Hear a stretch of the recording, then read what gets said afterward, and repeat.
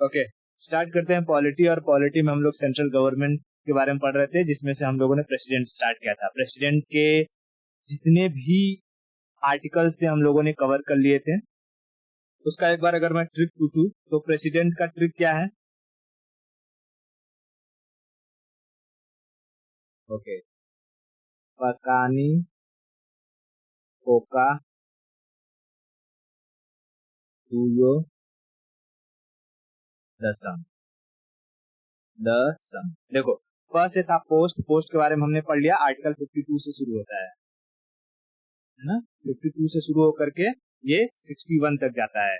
तो का से था कार्यपालिका। अब ये वाला याद रखना, कार्यपालिका का हेड, यानी इसे हम कहते हैं एग्जीक्यूटिव।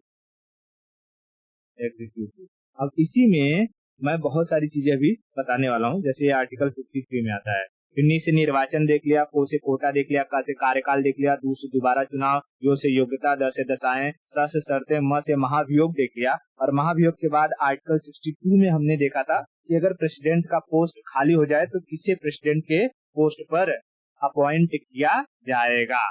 ठीक है, अच्छा। अब इसी आर्टिकल 53 के तहत जो एग्जीक्यूटिव आता है कि भाई जो प्रेसिडेंट होते हैं वो एग्जीक्यूटिव हेड होते हैं, कार्यपालिका के हेड होते हैं। कोई भी काम होता है तो वो प्रेसिडेंट की सिग्नेचर के बगैर नहीं हो सकता। तो अब हम समझते हैं इसी के तहत प्रेसिडेंशियल पावर क्या क्या होते हैं, इसके बारे में।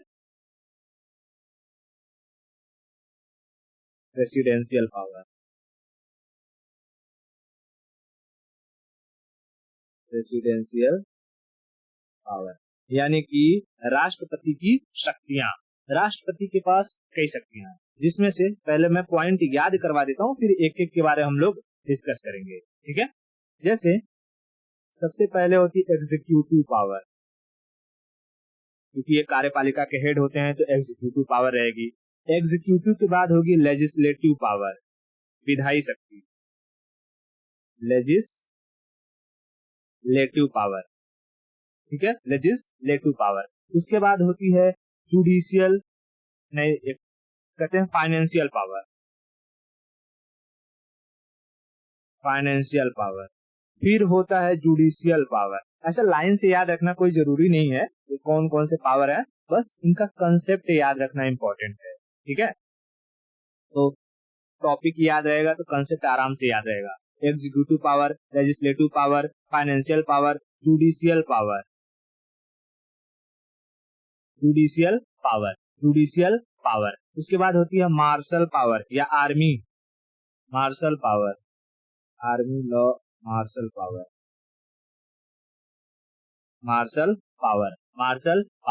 फिर होती है पॉलिटिकल पावर,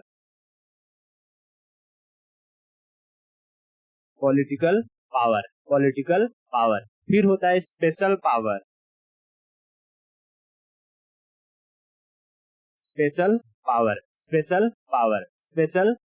उसके बाद होती है इमरजेंसी पावर। क्या होती है? Emergency power. उसके बाद होता है एजुकेशनल पावर,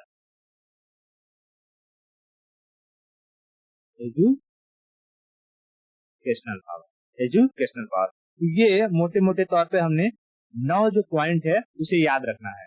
प्रेसिडेंशियल पावर में 9 पॉइंट कौन कौन से? Executive power, legislative power, financial power, judicial power, martial power, ठीक है, political power, special power, emergency power, educational power. समझ आ रहा है क्या? बहुत बढ़िया। ठीक है, अब चलो हम एक काम करते हैं, चीजों को डिस्कस करते हैं कि क्या होता है। पहले हम शुरू करते हैं एग्जीक्यूटिव पावर से। ठीक है, एग्जीक्यूटिव जैसा कि मैंने कहा, जो प्रेसिडेंट होते हैं वो किसी भी काम को करने के लिए, जैसे कि भारत में कोई भी काम होगा बड़ा, उस पर लास्ट सिग्नेचर किसका होता है? प्रेसिडेंट का होता है। तो एग्जीक्यूटिव पावर में हम लिख सकते हैं कि भाई फाइनल फाइनल सिग्नेचर किसका रहता है? प्रेसिडेंट का रहता है, प्रेसिडेंट का रहता है। किसी भी जो ये होते हैं अपने काम करने वाले ऑफिसर होते हैं, उनका अगर अपॉइंटमेंट करना है तो अपॉइंटमेंट कौन करेगा? Appointment president. अब अपॉइंटमेंट में अगर हम जैसे देखें तो गवर्नर का अपॉइंटमेंट कौन करता है? गवर्नर प्रेसिडेंट करते हैं। सीजीआई हो गया, चीफ जस्टिस ऑफ इंडिया का appointment president. CAG controller and auditor general का अपॉइंटमेंट प्रेसिडेंट। जितने भी मिनिस्टर्स होते हैं उनका अपॉइंटमेंट प्रेसिडेंट। तो एग्जीक्यूटिव पावर में पहला क्या आ जाएगा? कोई काम करवाना है तो उस पर लास्ट सिग्नेचर प्रेसिडेंट का होना चाहिए। किसी का अपॉइंटमेंट करना है तो भी अपॉइंटमेंट किसके नाम से होगा? प्रेसिडेंट के नाम से होगा। किसी को अपना रेजिग्नेशन देना है तो प्रेसिडेंट को देगा। समझ आ रहा है क्या? अब ऐसा नहीं कि हर कोई जाके प्रेसिडेंट करेगा। कोई एक डीएम है, डीएम का प्रेसिडेंट को जाएगा अपना वो देने रेजिग्नेशन, है ना? तो जो लेवल के होते हैं ना भाई कि हाँ राजा के बाद जो मंत्री होता है, मंत्री के नीचे फिर उसका उप मंत्री होता है, तो सब लोग अपने से बड़े अधिकारी को अपना रेजिग्नेशन देते हैं। ना क्लियर है? तो पहली चीज क्या देख ली हमने? एग्जीक्यूटिव पावर में फाइनल सिग्नेचर प्रेसिडेंट का होता है। किसी का अपॉइंटमेंट करना है प्रेसिडेंट का होता है। मोस्टली लोगों को ओथ दिलाने का काम करते हैं कौन? प्रेसिडेंट। सीजीआई थोड़ी ओथ देते हैं। सीजीआई तो प्रेसिडेंट को ओथ दिलाते हैं ना, लेकिन बाकी लोगों को ओथ कौन दिलाता है? प्रेसिडेंट। ठीक है, बाकी लोगों को ओथ प्रेसिडेंट दिलाता है। तो ओथ दिलाने का काम प्रेसिडेंट का होता है, ओथ दिलाने का काम प्रेसिडेंट का होता है। इतना चीज क्लियर है? बहुत बढ़िया। एग्जीक्यूटिव पावर में इतना याद रखना। आगे चलते हैं, समझते हैं कि लेजिस्लेटिव पावर या विधायी शक्तियां कौन कौन सी है प्रेसिडेंट की।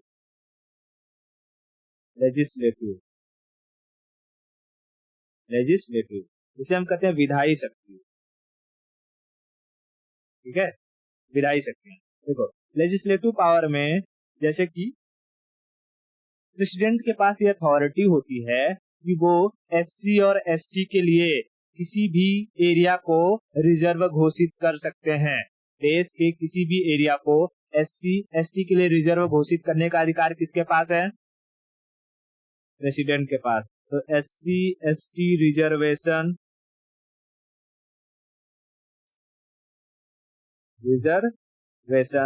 ठीक है, रिजर्वेशन ये उनके लेजिस्लेटिव पावर के अंडर आ जाता है। लेजिस्लेटिव पावर के अंडर आ जाता है। लोकसभा राज्यसभा में लोगों को नॉमिनेट करने का अधिकार किसके पास है? प्रेसिडेंट का। तो नॉमिनेशन इन लोकसभा राज्यसभा।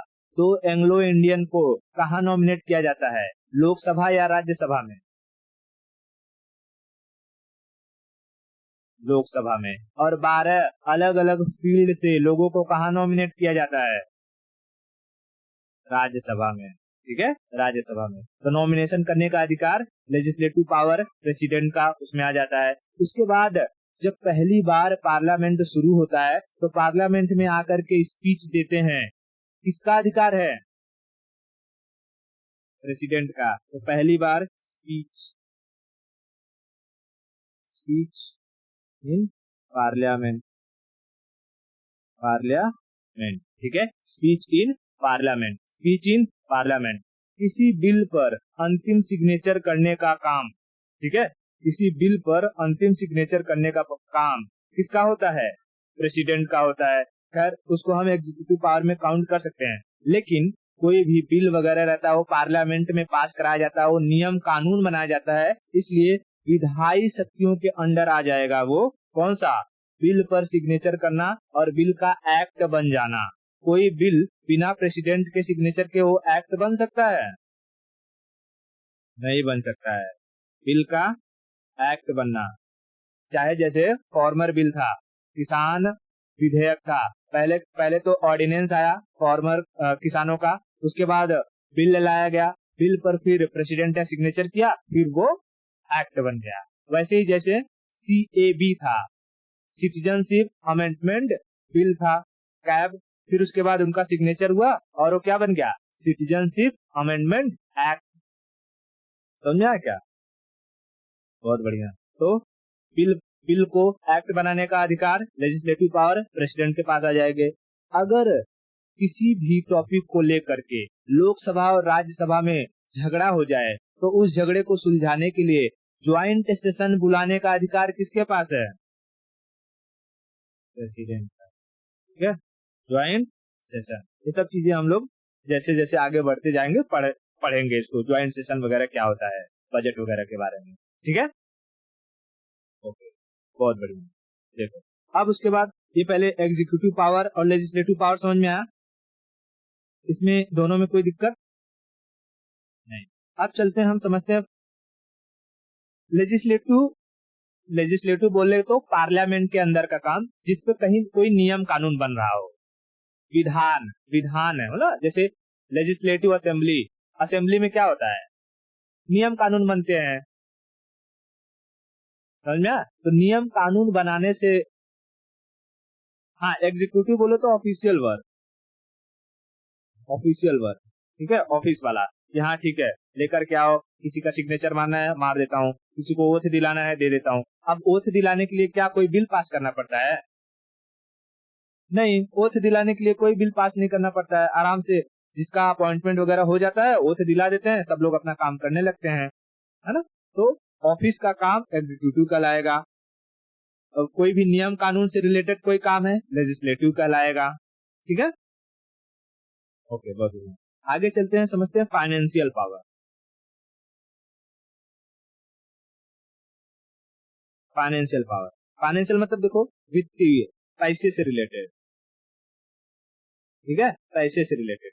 जैसे हमारे देश में पैसे से रिलेटेड एक चीज पेश किया जाता है जिसे हम कहते हैं बजट। बजट को पेश करने का अधिकार किसका रहता है? प्रेसिडेंट का होता है, लेकिन प्रेसिडेंट जिसे अपॉइंट कर देते हैं वही बजट पेश कर देता है, चाहे वो वित्त मंत्री हो, चाहे वो डिफेंस मिनिस्टर हो, एजुकेशन मिनिस्टर हो, कपड़ा मंत्री हो, गदहा मंत्री हो, किसी को भी प्रेसिडेंट कह देंगे जाओ बजट पास कर दो, मतलब कि कह दो सबको, जा करके बजट पास कर देगा, बोल देगा। बजट में क्या होता है, जो चीजें लिखा रहता है, डेटा रहता है, उसको पढ़ देना बजट कहला जाता है ना। तो ये कई बार इसमें वाइवा में, मतलब वाइवा बोल रहा हूँ, वहां पे जो इंटरव्यू होता है, इंटरव्यू में पूछते हैं कि अच्छा बताइए, जो वित्त मंत्री होती हैं वो बजट पेश करने से पहले प्रेसिडेंट के पास जाकर के नमस्कार क्यों करती हैं, या प्रेसिडेंट के पास क्यों जाती हैं? तो तुम्हें यही पॉइंट बताना है कि प्रेसिडेंशियल पावर में प्रेसिडेंस का एक पावर है फाइनेंस से रिलेटेड, और उसमें बजट को पेश करने का अधिकार होता है प्रेसिडेंट के पास, लेकिन प्रेसिडेंट जिसे कह देगा वो बजट को पेश कर देता है। तो जब प्रेसिडेंट जिम्मेदारी देता है अपने ऑफिसर फाइनेंशियल फाइनेंस मिनिस्टर को, तो फाइनेंस मिनिस्टर जाकर के उनसे वो चीजें एक्सेप्ट करते हैं और जाकर के बजट को पेश कर देते हैं। समझ में? ये चीज याद रखना, क्लियर? ओके। उसके बाद जो फाइनेंशियल कमीशन होता है, ठीक है, फाइनेंस कमीशन होता है, जिसमें ये बताया जाता है कि अच्छा जो टैक्स लिया जाता है हर एक स्टेट से, तो सेंटर कितना % टैक्स किस स्टेट को रिटर्न करेगा, उसके बारे में चर्चा रहती है। तो फाइनेंस कमीशन का गठन करने का काम भी कौन करता है? प्रेसिडेंट। ठीक है, फाइनेंस कमीशन, ठीक है, फाइनेंस कमीशन का अपॉइंटमेंट प्रेसिडेंट करते हैं, फाइनेंस कमीशन का अपॉइंटमेंट प्रेसिडेंट करते हैं, फाइनेंस कमीशन का अपॉइंटमेंट प्रेसिडेंट करते हैं। प्रेसिडेंट के पास एक पावर होती है इमरजेंसी फंड के लिए, ठीक है, इमरजेंसी फंड,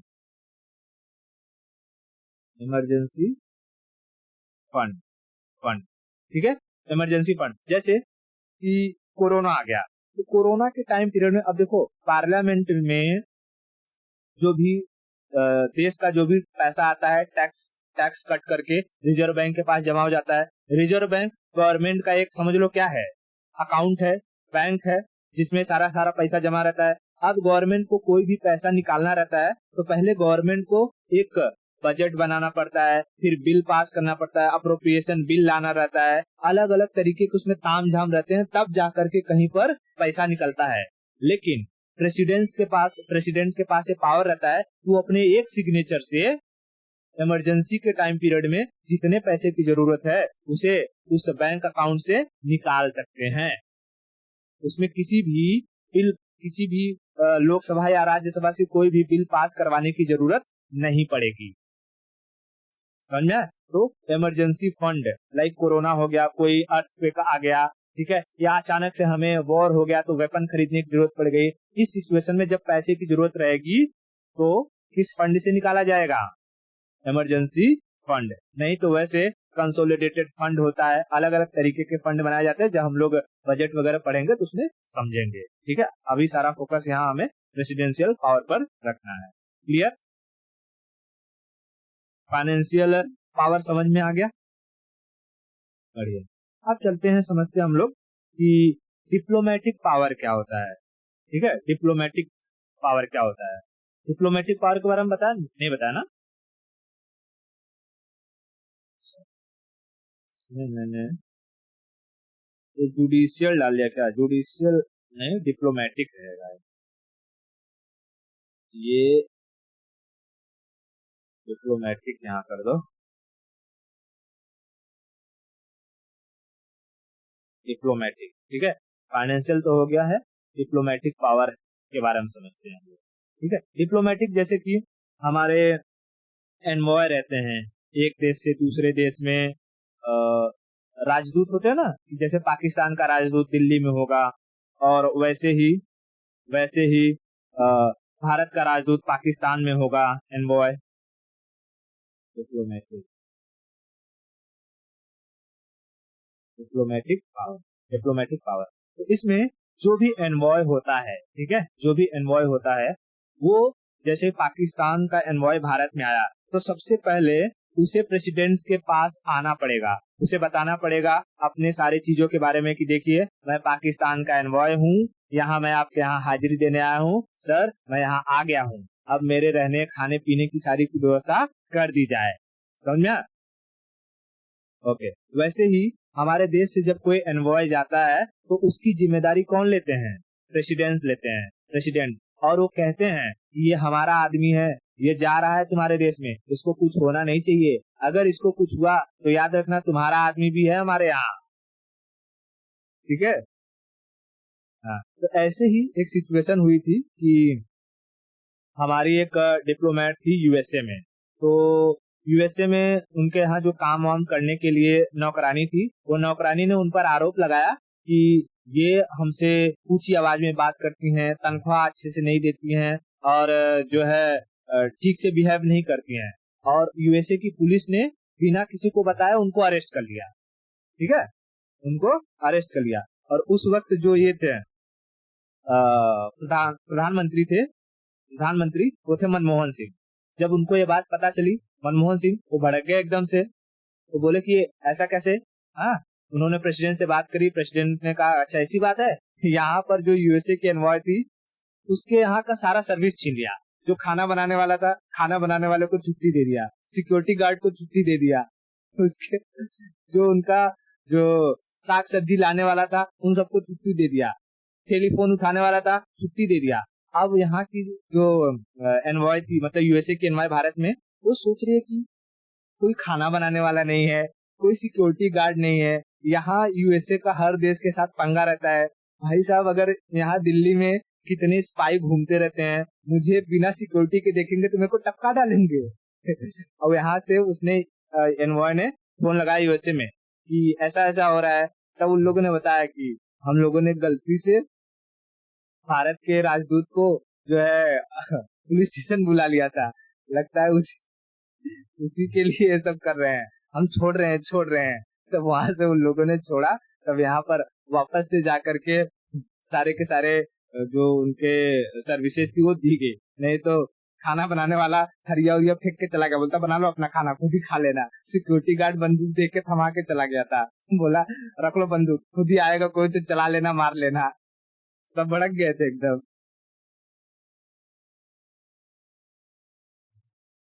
हाँ ऐसे और क्या, मैं तो झूठ कहानी बता रहा हूँ।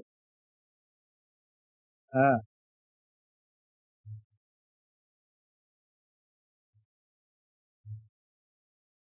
अच्छा, करना सही है एक्चुअली में। देखो कैसा है कि एक कन्वेंशन होता है, लाइक कि किसी भी देश के एनवॉय को कोई भी देश अरेस्ट नहीं कर सकता है, ठीक है। चाहे यहाँ का एनवॉय कुछ भी कर दे, किसी का मर्डर भी कर दे, तो भी तुम यहाँ पर ना उसको अरेस्ट नहीं कर सकते हो।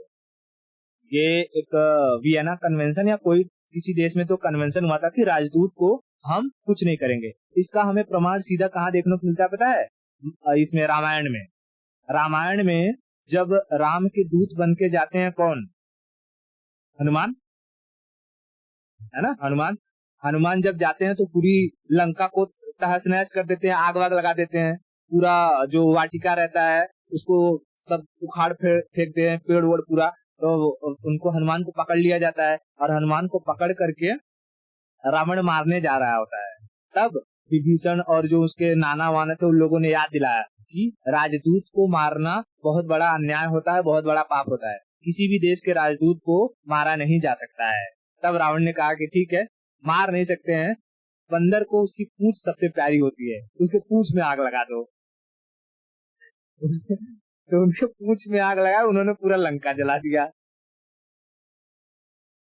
है? तो तब से ऐसी बात नहीं कि जो एडमिनिस्ट्रेशन आज हम दुनिया में देखते हैं वो कहीं बताई नहीं गई है। रामायण महाभारत एक तरीके के पूरी तरीके से एडमिनिस्ट्रेशन को रिप्रेजेंट करता है। वहां से हम बहुत सारी चीजें सीख सकते हैं। इवन फॉरेन में इस चीजों के ऊपर बहुत स्टडी होती है, बस भारत ही है जहाँ पर इन चीजों को बारे में कोई पढ़ाता नहीं है अच्छे से।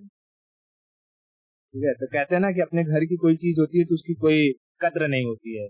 जब अपने घर की मुर्गी दाल बराबर ऐसा होता है। ठीक है, तो इतना चीज क्लियर हुआ। यहाँ डिप्लोमेटिक पावर में हम क्या देखते हैं? डिप्लोमेटिक पावर में एनवॉय, कोई भी एनवॉय आएगा तो किसके पास पहले आएगा?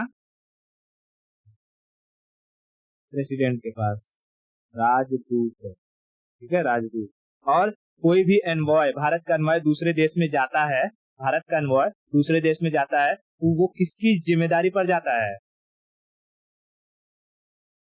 प्रेसिडेंट के। ठीक है, प्रेसिडेंट के। अच्छा, कहीं कहीं ना एनवॉय की जगह अम्बेसडर का यूज किया जाता है। ठीक है, कहीं कहीं एनवॉय की जगह अम्बेसडर या हाई कमिश्नर का यूज किया जाता है। ठीक है, अम्बेसडर,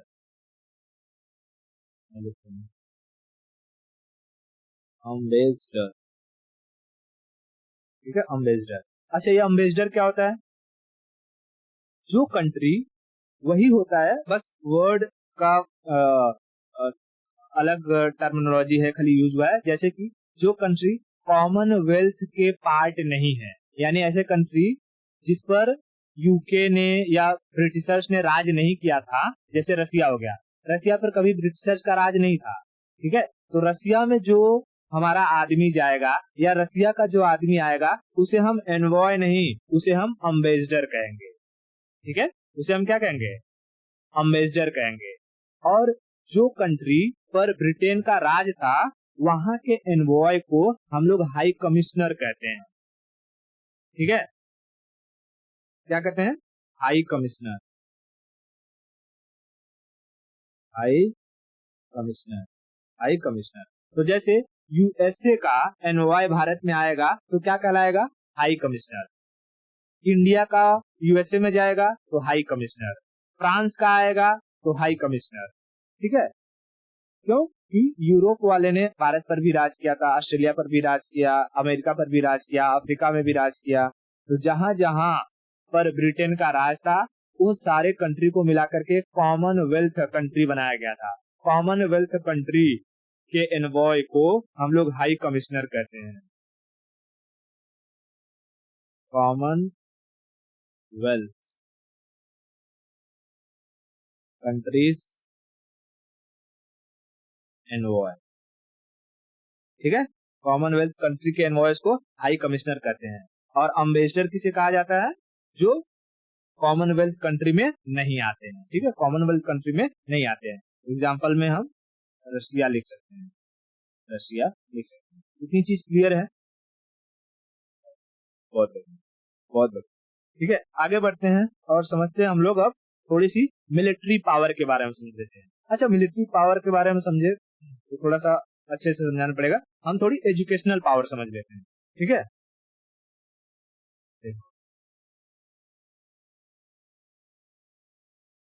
एजुकेशनल पावर। अब देखो, भारत में ना 3 तरीके की यूनिवर्सिटीज होती हैं। जैसे अगर हम बात करते हैं तो सेंट्रल यूनिवर्सिटी होती है, स्टेट यूनिवर्सिटी होती है, डीम्ड यूनिवर्सिटी होती है। ठीक है, अब देखो जैसे सेंट्रल यूनिवर्सिटी क्या है? ऐसी यूनिवर्सिटी जिसको सेंटर के द्वारा गवर्न किया जाए। स्टेट यूनिवर्सिटी जिसको स्टेट के द्वारा गवर्न किया जाए। और डीम्ड यूनिवर्सिटी एक ऐसी यूनिवर्सिटी होती है जिसमें सेंटर या स्टेट यूनिवर्सिटी की तरह इतनी फैसिलिटी नहीं होती है, लेकिन लेकिन उसमें भी पढ़ाई ठीक ठाक होती है। उसको यूजीसी के गाइडलाइन को फॉलो करना पड़ता है और उसका डेवलपमेंट धीरे धीरे धीरे धीरे होते रहता है। हम अगर मिनिस्ट्री ऑफ एजुकेशन अफेयर्स पर जाएंगे, एचडीए के ऊपर, एचडीए मिनिस्ट्री ऑफ ह्यूमन डेवलपमेंट, या इस पर जो इनकी साइट है, वेबसाइट है, उस पर जाएंगे तो हमें ये सारी की सारी ओवरव्यू यहाँ पर मिलेगा। ठीक है, तो अब हम बात करते हैं जो भी सेंट्रल यूनिवर्सिटीज होती हैं, जैसे कि दिल्ली यूनिवर्सिटी हो गया। ठीक है, फिर उसके बाद आसाम यूनिवर्सिटी हो गया। उसके बाद और हम बात करें Banaras university, Aligarh university, Jawaharlal university, Jamia Millia Islamia, ये सारे क्या हैं? सेंट्रल यूनिवर्सिटी हैं। और सेंट्रल यूनिवर्सिटी का जो हेड होता है उसे हम चांसलर कहते हैं। क्या कहते हैं? चांसलर। और वो चांसलर कौन होता है? प्रेसिडेंट। ठीक है, प्रेसिडेंट, प्रेसिडेंट। इतना चीज समझ में आया क्या? तो सेंट्रल यूनिवर्सिटी का चांसलर कौन होता है? प्रेसिडेंट। सेंट्रल यूनिवर्सिटी का चांसलर प्रेसिडेंट। लेकिन प्रेसिडेंट यहाँ पर आकर के बैठते नहीं है, तो चांसलर की जगह बैठा दिया जाता है वाइस चांसलर को। किसको बैठा दिया जाता है? Vice chancellor. तो हर सेंट्रल यूनिवर्सिटी में हमें एक वीसी देखने को मिलेगा। VC, vice chancellor, vice chancellor. तो वाइस चांसलर के ऊपर कोई इफेक्ट नहीं पड़ता, तुम कितना भी प्रोटेस्ट करो। दिल्ली यूनिवर्सिटी में कुछ भी होते रहता है, लोग कुछ करते हैं, वाइस चांसलर के कान पर कोई भी जू नहीं रेंगता। क्यों? डायरेक्ट कनेक्शन है किसके साथ? प्रेसिडेंट के साथ। ठीक है, तुम कुछ नहीं कर सकते उसका। क्लियर है? तो स्टेट ऐसे ही पूछेगा कि अगर सेंट्रल यूनिवर्सिटी का चांसलर प्रेसिडेंट होता है तो स्टेट यूनिवर्सिटी का चांसलर कौन होगा? गवर्नर। ठीक है, स्टेट यूनिवर्सिटी का चांसलर गवर्नर होता है, गवर्नर होता है। इसलिए कहीं देखती होगी कि अगर कहीं फीता उता काटना रहता है किसी यूनिवर्सिटी का तो गवर्नर फटाक देनी पहुंच जाता है।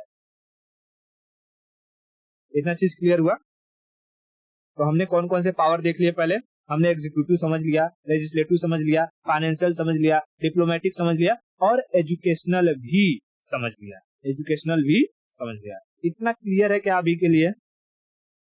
बताओ, सेंट्रल यूनिवर्सिटी